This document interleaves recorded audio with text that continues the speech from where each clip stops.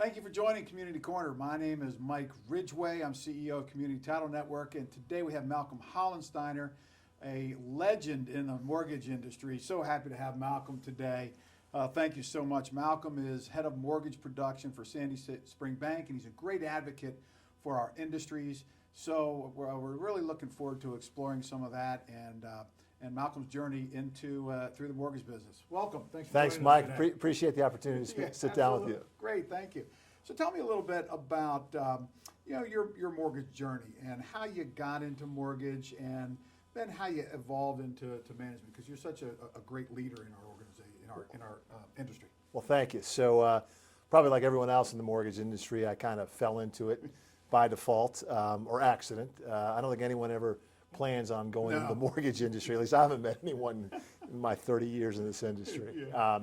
So I'm a native New Yorker. My parents moved down here to D.C. when I was in college. So I followed suit a couple years after college and came to D.C. and was looking for work, and was directed into the industry by a family friend who he himself was not in the industry, but he had some friends and said, hey, this was 1993 or end of 1992 when that was a pretty good time. When things were changing for the mortgage industry. Yeah. So I met with several different people and ended up going to work for a company called First Washington Mortgage, which was part of the old Washington Federal Savings Bank out of Herndon.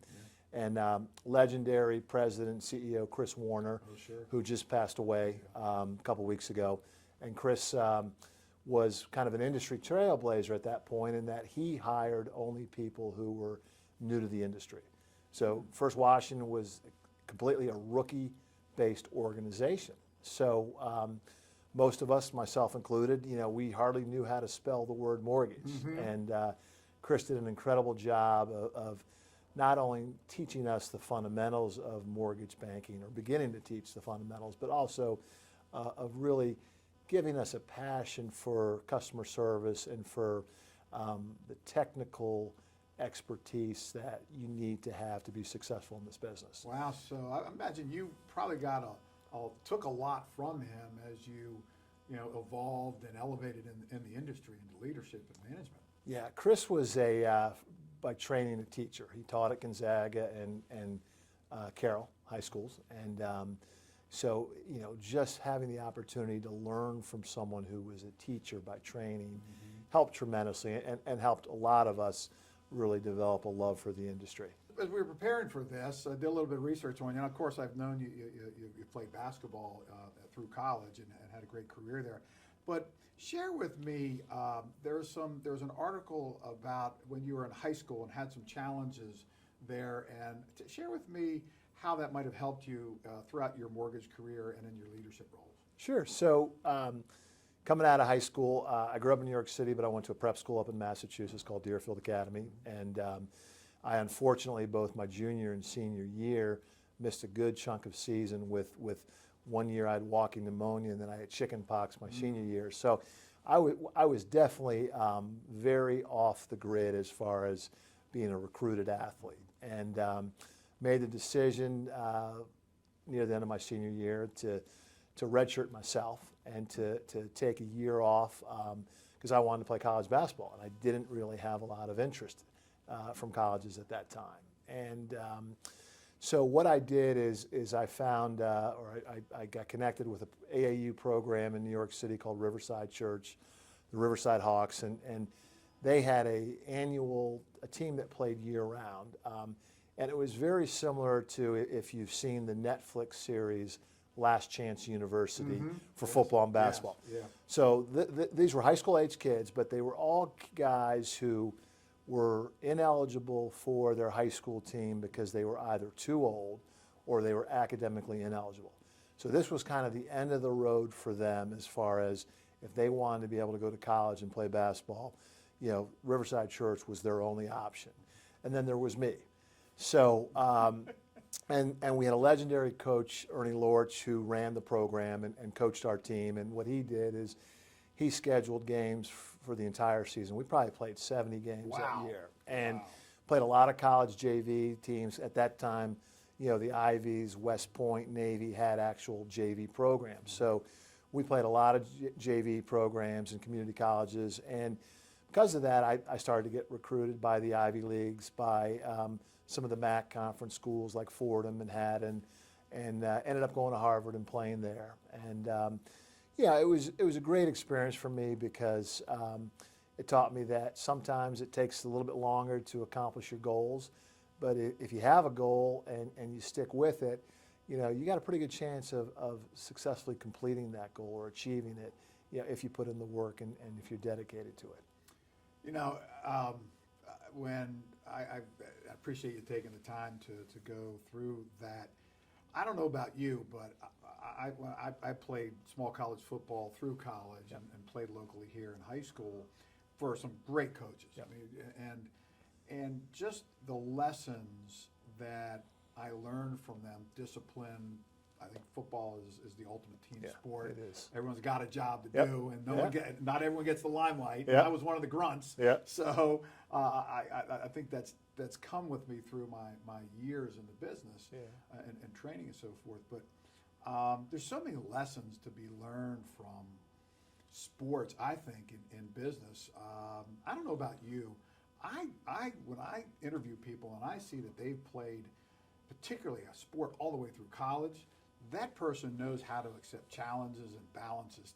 Is that important to you as you're recruiting people and looking at what you think they're going to do in the business? Yeah, I think, you know, ex-college athletes have, they just bring a lot to the table in terms of what you said, the discipline, the dedication, the determination, especially college athletes today, because, you know, the time commitment is so much longer or such a larger time commitment than it was 20, 30 years ago. Yeah. And so I think if you have ex-athletes who know how to be part of a team, you know, who know about the roles and responsibilities of being on a team, and also, you know, probably even more importantly than understanding that is the belief that being on a team is an honor, and with that comes responsibilities and obligations to not let your teammates into your team down. So I think, you know, the ex-athletes, particularly in the mortgage industry, you know, they really can be very successful because they've got the discipline, you know, they've got the determination, and they've got the competitive streak that helps them get through challenging times like today. Yeah, you know, one thing that I always point to is athletes are used to getting pounded down, right, by either the opponent or a particular play or by their coach to challenging them some way, because different coaches motivate in different ways, right? And that's the thing that always sticks with me is they know how to get up from a little defeat and just get up the next day for practice, get for the next play, and that's something that's always sat with me. I remember one time I was in an interview. Someone had referred an attorney who was coming down from the Massachusetts area and had gone to some Division III schools and was captain of both his college football team and his college lacrosse team. It's pretty impressive. And I looked at his resume and I said, man, this guy's great on paper. And he showed up in the office, and I knew within literally 10 seconds I was going to hire him. I didn't tell him that, and I made him. I worked through the process. But after we hired him, I told him that story because I just know, you know, how the athletes really know how to make the effort, like you say, and to compete and try to win. You know, our business, like your business, it's you know, there's a scoreboard, and you know, you're able to see every day, you know, how many points you scored and what the other team has scored, and yeah, you know if you're winning the game, you know if you're losing the game, you understand if it's third quarter or fourth quarter what you have to do to get the ball into the end zone. So, yeah, those are you know, I think great characteristics that people bring to the table. Obviously, there's a lot of tremendously successful mortgage people who don't have an athletic background, but you know, I think being able to identify athletes, college athletes, and bring them into the industry is something that I'm always looking for. Yeah. Extending that now to, you know, we were players and looked up to our coaches. How do you take those lessons now and apply them as you are the leader in your organization to both experienced loan officers and some of the newer people and the inexperienced people in the business? That's a great question, and you know, we talked earlier this week about it, Mike, where the challenge today from a leadership perspective is, the post-COVID world, and with everything being virtual or remote, and there being such significantly less in-person time. There's different leadership qualities and different leadership styles that we all have to adapt to, and we have to learn, sometimes for the first time. Mm-hmm. I think, the basics of leadership and helping people to grow and to develop and to be supportive of them and to help them through tough times, that's never going to change. I mean, that's leadership 101. But I think in today's world for mortgage lenders, the challenge is you don't see someone as much as you'd like to. And trying to develop that personal relationship is tougher, quite honestly, because you just don't have as many touches as you used to. I think there's a lot to be said in our industry and other sales organizations, where you have the water cooler conversations. Mm-hmm. And you see your teammates daily, you see your managers, you develop personal bonds inside of work and during and outside of work. And you can't duplicate that when you're virtual. Mm-hmm. So what we have to do as leaders is we have to, develop some common bonds with our teammates. We have to find out what concerns them, what motivates them, and really what challenges them in today's day and age. So it's a more difficult process to lead today, and I think everyone in the leadership business in the mortgage industry today is, we need help ourselves as far as becoming better leaders, because in a lot of cases our world has been turned upside down since COVID. So I think we're getting the hang of it, but it's still more challenging than it's been to lead. Yeah, I've had a lot of conversations with people from all different industries, financial advisors, everyone who's trying to mentor someone in the business, right? You all are trying to mentor, we mentor. We have to be in the office because we're still touching papers and documents and so forth, so, and closings are still in person. So our people are there, but it's been a constant conversation with other mentors in other industries about how we go through this and how do the younger people really see the value in the water cooler conversations. They didn't at first, I don't think, but I now think, I don't know about you, but the more I talk to people, I think the younger people are seeing the value. They're reading enough, there's studies out there, they've heard it enough from their mentors and their leadership. Hopefully it just gets better and better, and they do understand the value of that, Yeah, I hope so.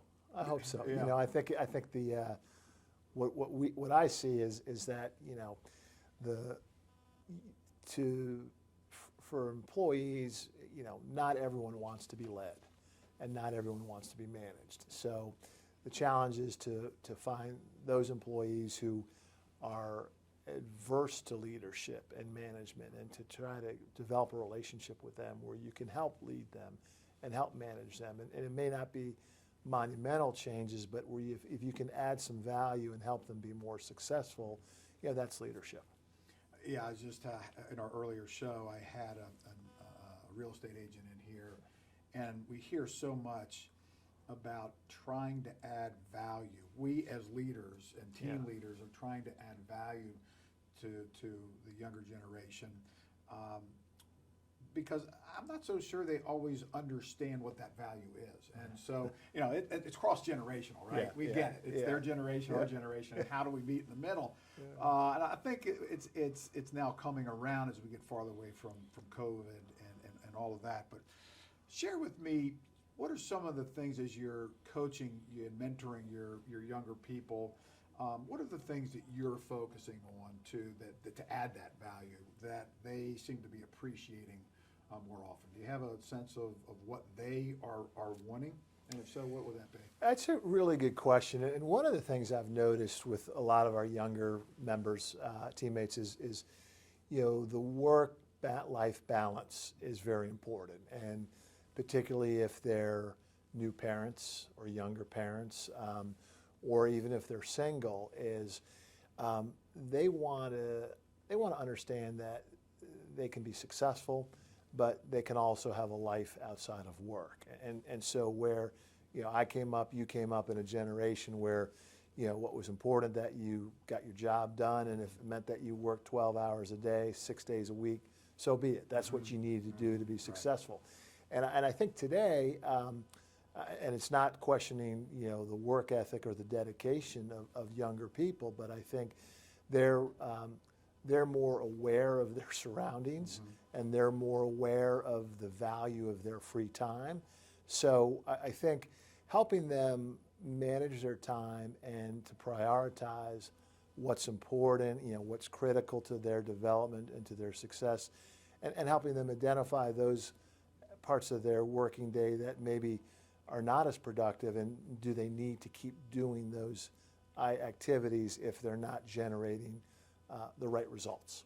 So that's something that, that work-life balance structures, I notice is very important today. And technology has helped that a ton. And again, the post-COVID, what COVID, how it impacted everyone to really understand that you can work remotely. Even, I remember one time when I was able to use an iPhone and look at a settlement sheet. I was on the beach on vacation. I felt guilty. Yeah. Before I was in the office and had to look at that on paper. Yeah. But I was like, this is great. I can do this.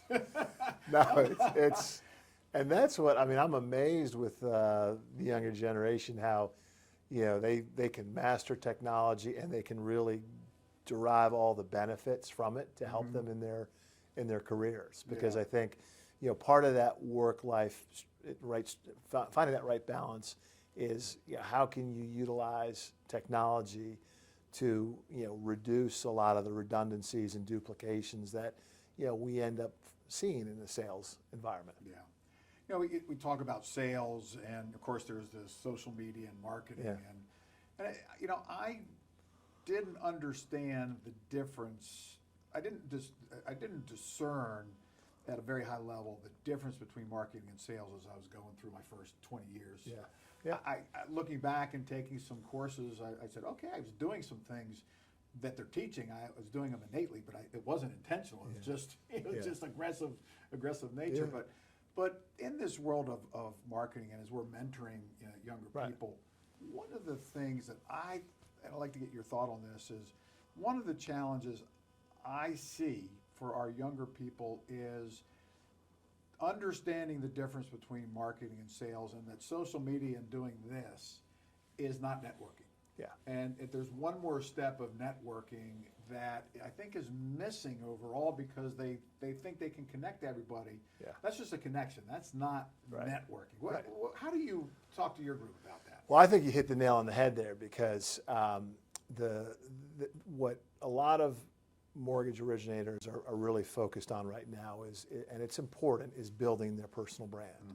And building the personal brand and through social media and through other vehicles is obviously tremendously important, because it helps differentiate yourself from the competition. And we know how much competition there is. But building your own brand without networking doesn't get you anywhere, or doesn't get you the success that you are capable of achieving. So, talking to people about, hey, your brand is strong and it's growing, but you got to go out there and you got to introduce your brand to people. And still, the best way to develop relationships is meeting with people in person. Is whether it's a coffee, a lunch, visiting a real estate agent or a builder at an open house or at a sales model. That human personal interaction, that connectivity, is the most important way that we generate successful partnerships in our industry, and that hasn't changed. That's been since day one of this industry. So, but I think you're right. I think, the social media and that brand development is obviously really important, but it just doesn't derive you don't get the results if you don't have the networking component. Yeah. I've always loved working with Sandy Spring Bank, because and it's self-preservation. As a title agent, we always want the documents to be done right and done on time. Sandy Spring's always been a really good group to do that. So how do you teach the customer experience? How do you impart your experience and wisdom and what Sandy Spring has done for years onto these new loan officers to ensure that they appreciate the customer experience? Well, the great thing about Sandy Spring is that we've got a tremendous brand recognition. We've got a tremendous reputation for being a really good bank that's really focused on customer service. So our originators, when they come to work for Sandy Spring, whether they're experienced or inexperienced, they know full well the value of Sandy Spring and the reputation that we have in all our different communities for customer service. So fortunately, customer service is at the forefront of everything that we do. So we don't have to spend a lot of time focusing on, hey, we need to improve customer service, because we know that without customer service, not only are we not going to be as successful as we are, we're not going to differentiate ourselves from the competition. We're also, not going to live up to the reputation that the bank enjoys. So I think for us, and part of our training and our mentoring with our originators is to talk about, using customer service, but getting in front of customer service by identifying, what our borrowers, what our customers, solutions, not solutions, but what are they looking for us to help them solve? And how can we be a solution seeker for them rather than just be an order taker? Mm-hmm. And our industry, we know it has become very commoditized. And, interest rates are very homogeneous, products are very homogeneous. There are some differences. We have some portfolio products that some other banks or lenders don't have, and other banks have some products that we don't have. But at the end of the day, a mortgage is a mortgage. But trying to identify what the borrower, what the customer is looking for, and helping to provide different solutions to that customer, that is part of our customer service mantra. And that means our originators have to be educated. They have to understand the programs and the tools that are that are available at their fingertips, and take those tools and take those products and provide the customer with different options for their financial needs. You talk about the commoditization of mortgage, and when all real estate is local, and local loan officers, by my experience over almost 40 years being in this business, just do a better job than some out-of-state lender. When we get a contract in and someone says, or a refinance, I'm using some bank in Idaho, it's like, oh no, this is going to be a problem. You don't understand. So I know real estate agents also know that, but I think with the internet now, the consumer feels more independent, and it can become more problematic for us, because then we know it's going to be a tough closing, and they're not going to understand. We're going to have to educate that lender quite a bit, unfortunately, as opposed to working with you all. Share with me a little bit. You have been such a great advocate. I mentioned this at the top of the show. You've been such a great advocate throughout your entire career, getting involved in the advocacy for the business, for consumers in that regard, for the things that matter. Share a little bit about how you got involved with that, and I think you're going to be president next year. So I'm president-elect for Maryland Mortgage Bankers and Brokers Association. Okay. So I was 15 years ago. I was president of Metropolitan Mortgage Bankers Association, Metropolitan Washington. So those are two kind of sister organizations, and I've participated at the National MBA Mortgage Bankers Association level as well. I think I go back to my days at First Washington Mortgage. Chris Warner, another gentleman by the name of Mike Twigg. Sure. Very involved in the industry, very involved in helping to give back not only to the industry but to their communities, because mortgage industry has been a tremendous source of livelihood for a lot of people, particularly in this market. And so we've got a responsibility to continue to keep this industry as a viable industry, and no better way of doing that than being involved in local industry associations and helping the industry navigate these challenging waters today. Whether it's political, whether it's regulatory. Really, I mean, there's a lot of challenges. Yeah. So I was very fortunate to be connected with a lot of really good people in the industry at an early age, and really have enjoyed that tremendously. It's great to interact with people from different parts of the industry, whether it's the commercial side, other residential lenders, attorneys, et cetera. And it's been a lot of fun, and we got a lot of work to do because, as you said, the political and the regulatory environment is pretty challenging. But we'll come through it.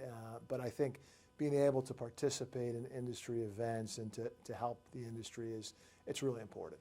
I totally agree with you. I've been involved with MLTA. We did some work together on the remote online notarization statute in Maryland. That was exciting to see that come through, and then to educate everyone around it.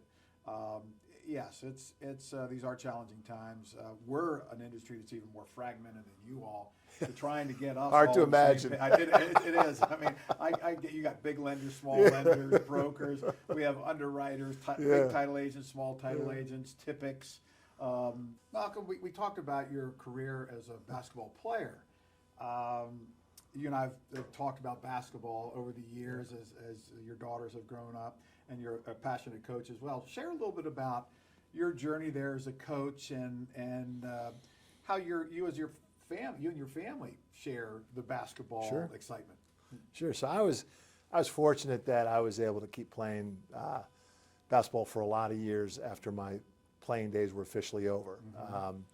Now my playing days are officially over for good. Yeah. But I transitioned, or I started to coach at a very early age, and so I was coaching CYO basketball before we had kids.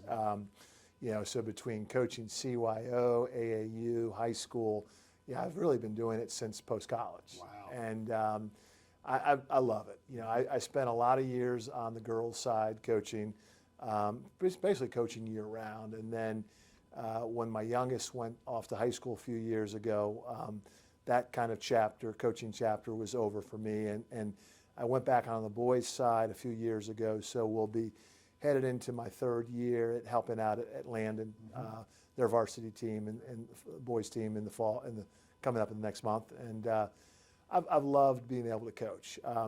The challenge we have now with my wife and I is, we've got two girls that will be playing college basketball this winter. So between work and helping out Landon and wanting to see as many college games, starting about 30 days from now, my schedule for basketball will get pretty intense, and we love it. I mean, we're basketball junkies, and it's a lot of fun watching my daughters play.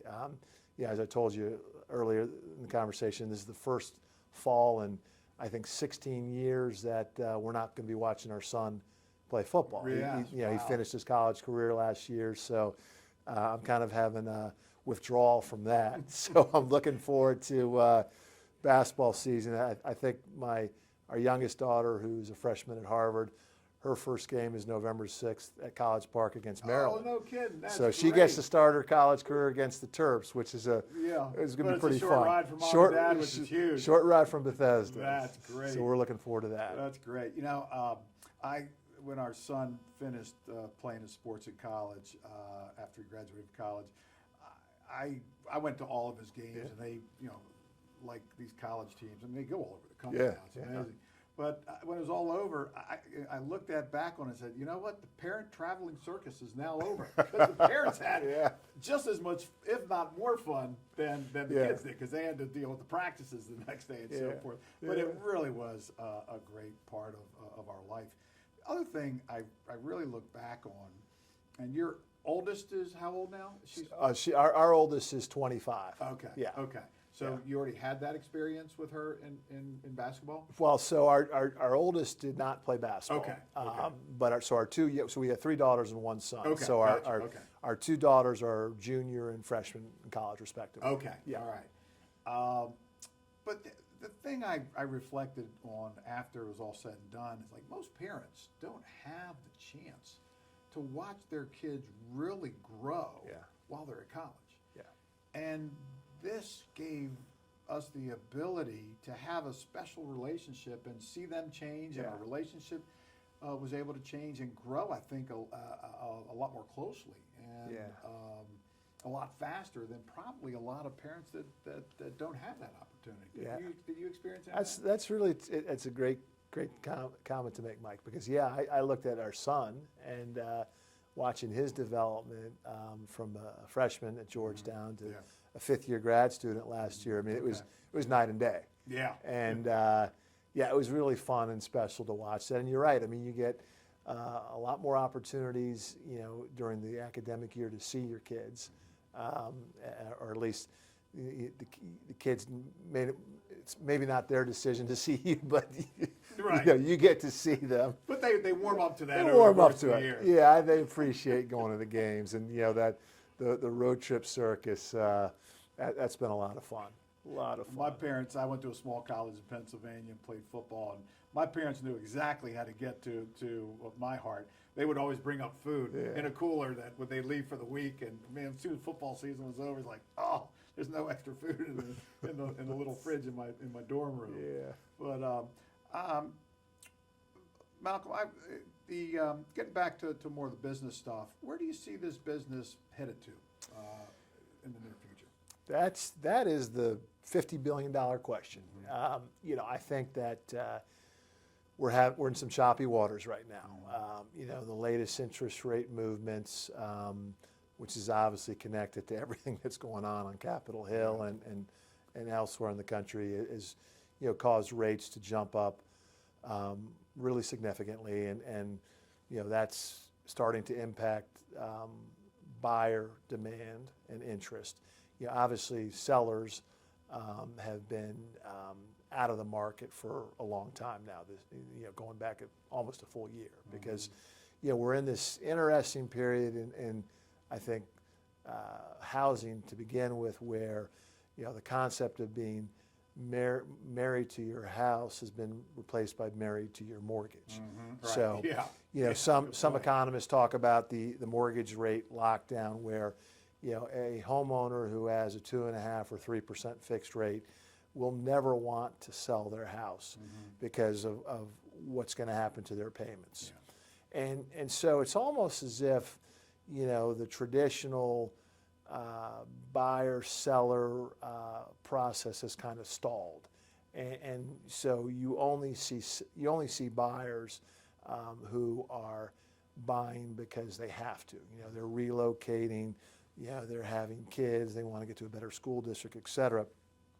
Where we saw a lot of what I would call discretionary buying during the pandemic, we're not seeing the discretionary buying today. And I think it hasn't been because of buyers, it's because there's no inventory. I'm a little bit concerned now from the buyer side that with rates now at that 8% level, that there are buyers who are going to go back on the sidelines because rates and the corresponding payments have gotten too high. So we've been saying for the last year that if interest rates were to drop to 6% or maybe 5.5%, we'd see a tremendous increase in supply, and there would be more than enough demand to meet that supply. That may not be the case in 2024. It looks like the Federal Reserve is going to keep rates as high as they can for as long as possible. And so if we don't see a drop in rates, I don't think we're going to see an increase in supply. And that also means that there's probably going to be fewer buyers out there as well. So 2024 could be a really challenging year. So from an industry perspective, understanding that 24 is going to be a tough year, we've got to make sure that with our teams we set the right expectations, that we have the right goals for them, that they understand that it's going to be a challenging year. That doesn't mean you stop working. It just means that you got to be more focused on doing the right activities and getting in front of the right people, and then taking advantage of any opportunities that do come along, and making sure that as a bank we support those opportunities and give our team the best ability that they can to compete for those deals and those relationships. When the market recovers and comes back to some sort of normalcy, whatever the new normal looks like, whether that's 9, 12, 15, 18 months away, if we do our job today, we're going to be in really good position to benefit from a healthier market. We just got to continue to see over those trees in the forest. Yeah. Well, best of luck to you. I know that you've risen to the challenge before, and you and your team are going to be successful. It's been a pleasure having you on Community Corner, and we wish you and Sandy Spring, the bank, the best of luck for next year. Well, Mike, Appreciate you thanks joining so us. much. Really All right. appreciate this. Absolutely. Thank you all.